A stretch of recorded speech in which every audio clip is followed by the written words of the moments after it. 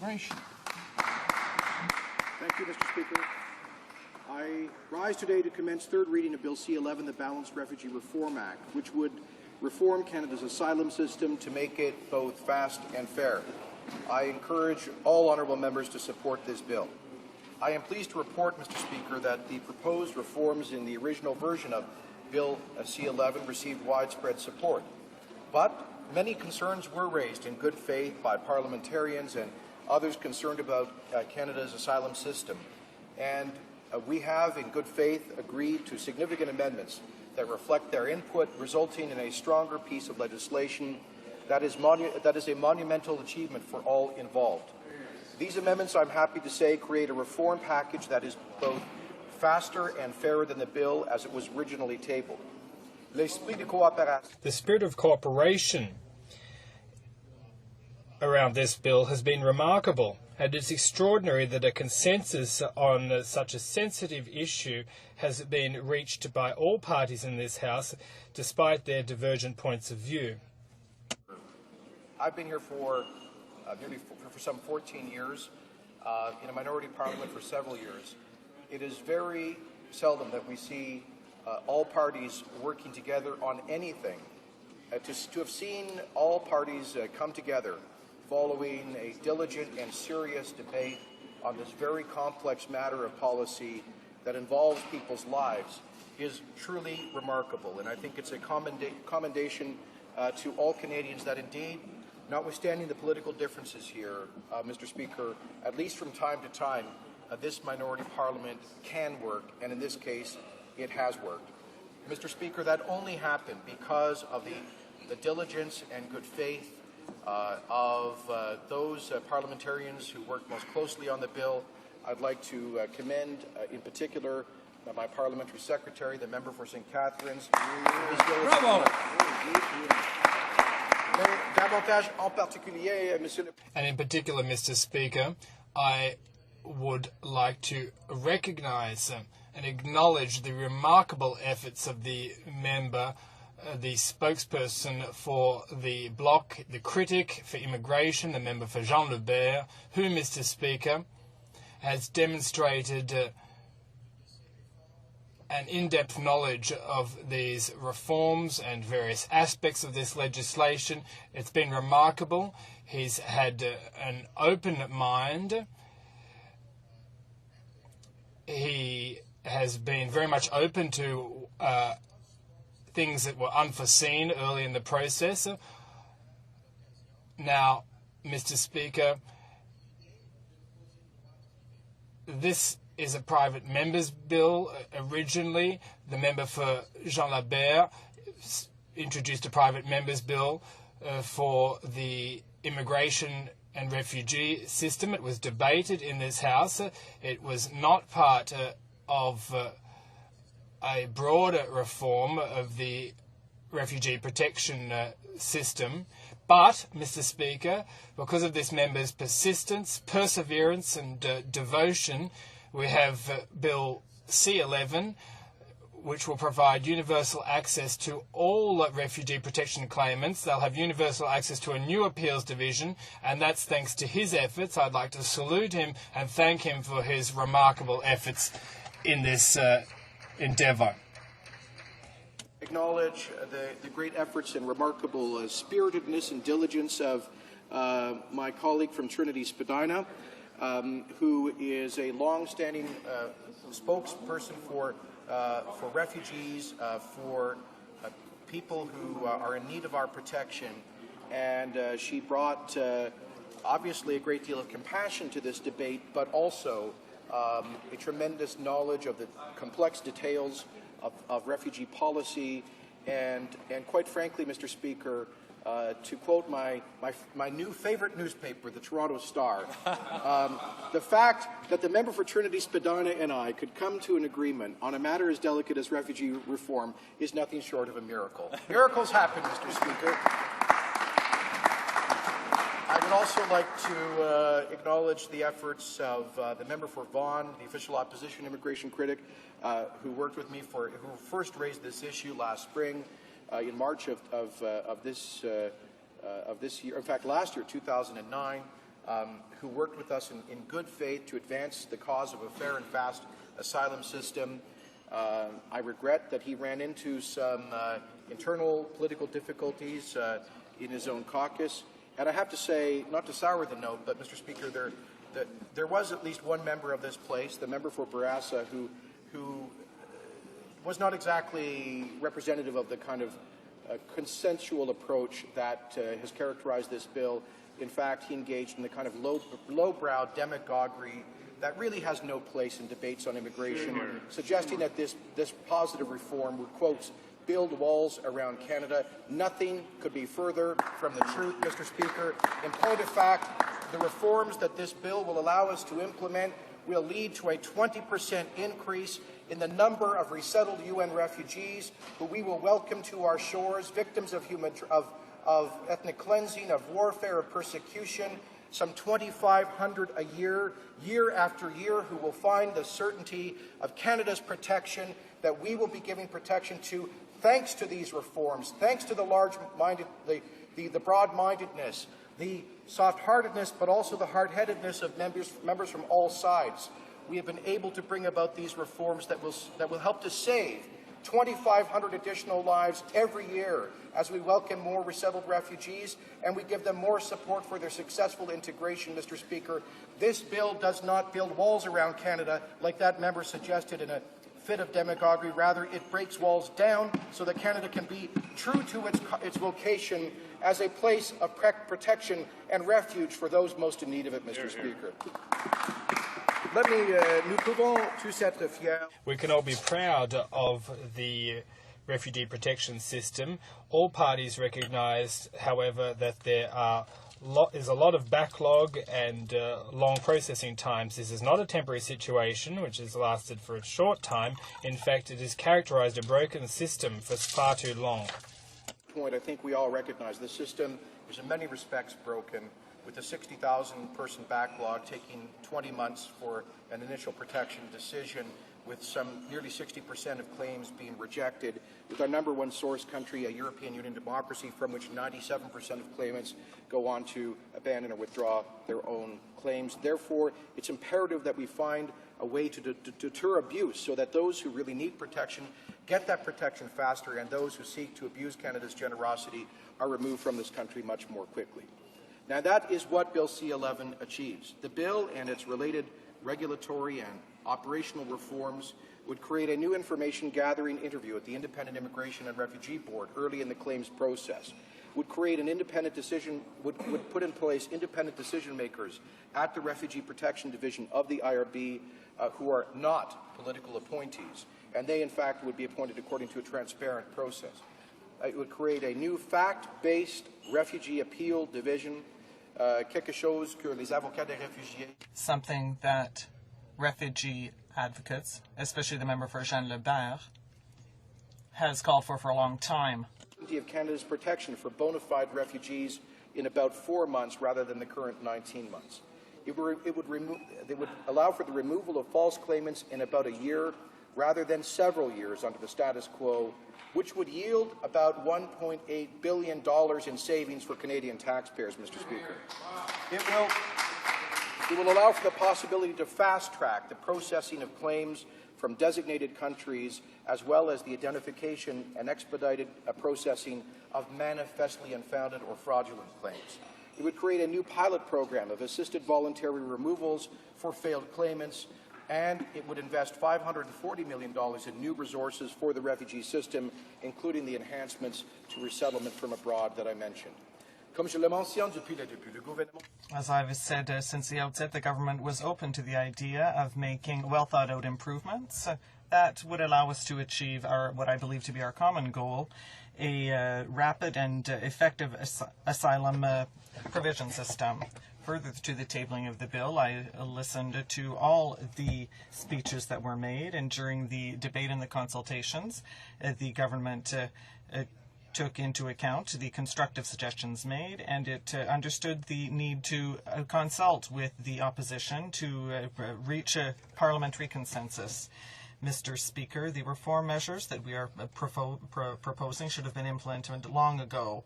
they would ensure that our resources are used to grant protection to people who truly need it. Mr. Speaker, C11 would put in place authority to develop a designated country of origin list. This list would include countries with a strong record of human rights and protection of their citizens and that are not normally refugee-producing, probably in the end no more than a handful of countries.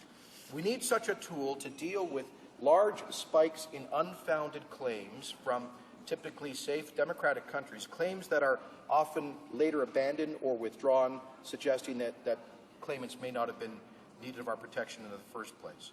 I'm confident that we will seize the opportunity before us to implement these reforms. Mr. Speaker, as the IRB presently delivers the majority of risk assessment making through the Refugee Protection Division and additionally the Refugee Appeal Division under Bill C11, the IRB is the logical organization in which to centralize the function of risk assessment, which we have done through an amendment to the original bill, moving the pre-removal risk assessment for failed asylum claimants to the IRB. The government has also heard the concerns of a wide range of partners as concerns the proposed deadlines. To follow up on these concerns, we agreed to establish longer deadlines, increasing from 8 to 15 days for the initial information gathering interview, which has been established in the Act, and from 60 to 90 days for the initial hearing that will be enshrined in the regulation in the section concerning processing times for the Refugee Appeal Division.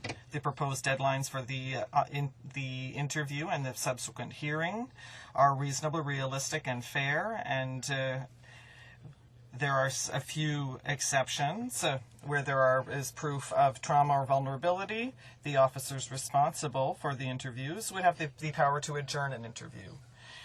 The decision makers in the trial hearings would be trained under the same standards that are used in the current system and hired in accordance with the values of the public service, that is merit, transparency, access, representativeness, and fairness. With our colleagues and other parties to make further changes to our policy direction with respect to the designated country approach.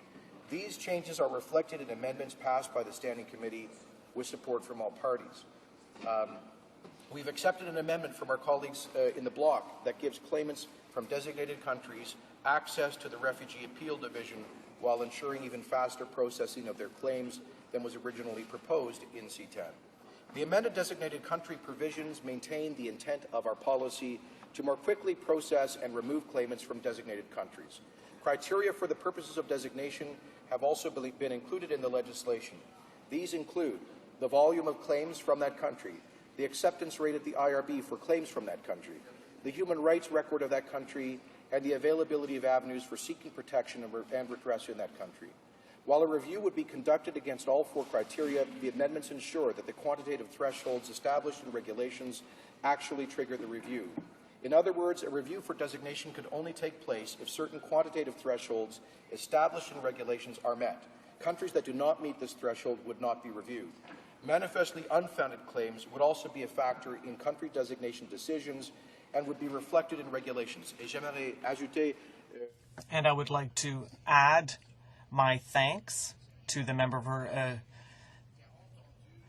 Jean Lebert, because it is he who heard the experts and other witnesses who brought forward this idea for consideration and acceptance by the Standing Committee. It's a very flexible tool to address fraud when it occurs in our immigration system. Would also be a factor, as I've said. The concept of the manifestly unfounded claim is well established with the UNHCR and is focused upon cases which are clearly fraudulent in nature. These amendments provide for greater transparency around the criteria that will have to be met to designate a country and also clearly limit the powers of the minister. Regulations would also require that a designation can only be made if an advisory panel, including at least 2 independent human rights experts, recommends it. These amendments go a long way in providing greater clarity and transparency around the process of designation. Amendments also propose to schedule a hearing for designated country claimants earlier than for other claimants, within 60 days of the initial interview as opposed to 90 days. It also proposes that the Refugee Appeal Division would hear an appeal from a failed claimant from a designated country within 30 days following an application, as opposed to the 120 days for claimants from other countries. With these amendments, the same policy objective would be achieved, but by speeding up processing timeframes rather than denying access to the new RAD at the IRB, which was initially proposed in C11. As well, faster processing, including prioritization of failed designated country claimants for removals, would ensure that designated country claimants could not stay in Canada for long periods of time. Now, the government further proposed an amendment to allow the RPD to expedite the appeal of a claim that is determined to be manifestly unfounded, that is to say, essentially fraudulent claims. This would ensure that appeals of such claims would take place in the same expedited time frame applied to failed claimants from designated countries. Manifestly unfounded claims would have 15 days to file an appeal at the RAD, and appeals would be considered within 30 days of the filing. The processing time standard at the front end, however, would be the same as for claimants from other countries: 15 days for the information gathering interview and 90 days for hearings following that interview. This new provision would respond to spikes in fraudulent claims more quickly than would the designated country designation. Also, under the proposed amendments, if either designated country or manifestly unfounded claimants choose also to apply for judicial review, their removals would not be stayed and they would be subject to priority removal. Mr. Speaker, with these amendments, we would still be providing fast protection decisions for those in need, with quality first-level decisions at an independent quasi-judicial body. And we would continue to provide for expedited processing for claims from designated countries without denying them access to an appeal. In fact, we would actually do a bit better under these proposed reforms and amendments than the bill as originally tabled. Claims from designated countries would be processed in, we estimate, 120 days, about half the processing time of most claims, and about 10 times faster than under the status quo. And claims determined to be manifestly unfounded would have the same arrangement for expedited appeal as designated country claimants. Nous avons également accepté d'autres modifications. We also accepted other amendments which clarify the current policy and follow up on certain concerns that were raised, including the fact that considerations linked to excessive constraint would be continued to be reviewed as part of humanitarian and compassionate grounds. The risk assessment under sections 96 and 97 of the Act would be eliminated from this process as originally proposed to avoid redundancy in the asylum granting process, with the exception of the decision of the committee to eliminate the one-year limit concerning access to applications on humanitarian grounds. I am pleased to assert that I fully approve of all the modifications passed by the committee. As concerns the limit concerning applications for humanitarian and compassionate reasons, the government continues to believe that this is a measure that would contribute to the overall efficiency of this system and which would discourage abuse.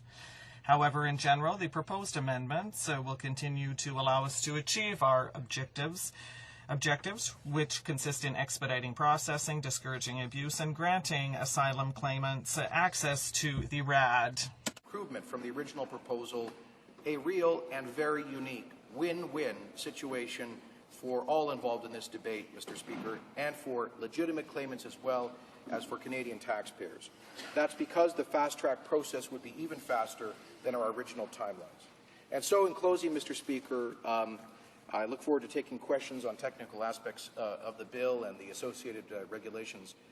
Let me close by thanking, again, all parliamentarians and members of the committee who have so diligently exercised their true role as legislators and for giving evidence and hope to Canadians that we can work together to achieve a sound public policy. Let me, in closing as well, thank all of the hardworking officials of Citizenship and Immigration Canada who, quite frankly, have worked on this issue for years and with tremendous diligence in the past several months, as well as my own political staff, in particular my policy advisor, Mr. James Youssef, who has done remarkable work in advising myself and the government in making this day a possibility. Mr. Speaker, thank you to you and thank you to all members.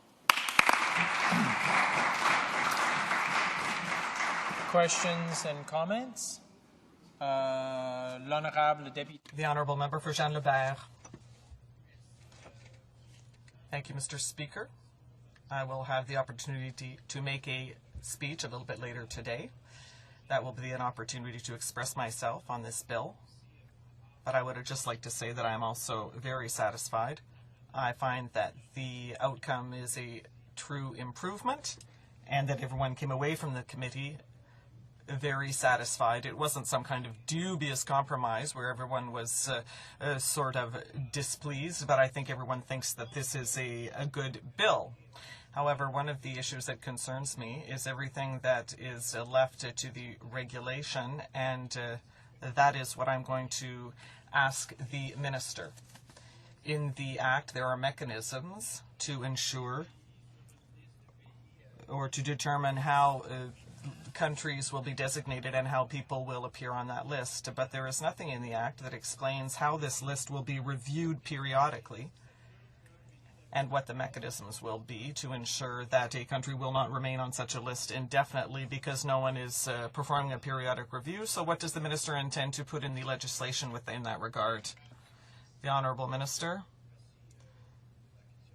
Thank you for that question, Mr. Speaker. We have done something extraordinary further to committee study. When I tabled the draft regulations for the criteria and the process for the designation of certain countries, the member for Jean-Lebert and for Trinity Spadina proposed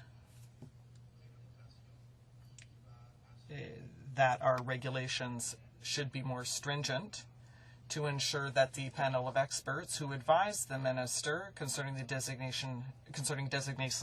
designated countries periodically review. Ils feront une revue périodique. They will perform a periodic review of the designated countries because the intention is to be clear and not to keep certain countries on the list indefinitely.